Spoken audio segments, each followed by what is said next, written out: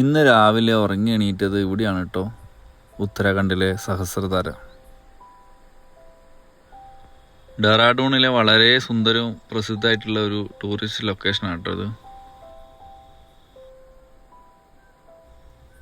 Narmada river ഒരു cascading വാട്ടർഫോളായിട്ട് നമുക്കിവിടുന്ന് കാണാൻ പറ്റും കേട്ടോ. ഇവിടുത്തെ വെള്ളത്തിൽ സൾഫറിൻ്റെ കണ്ടൻറ്റ് വളരെ കൂടുതലാണ്, അതുകൊണ്ട് തന്നെ സ്കിൻ ഡിസീസിനൊക്കെ ഇത് വളരെ നല്ലതാണെന്ന് പറയുന്നുണ്ട്.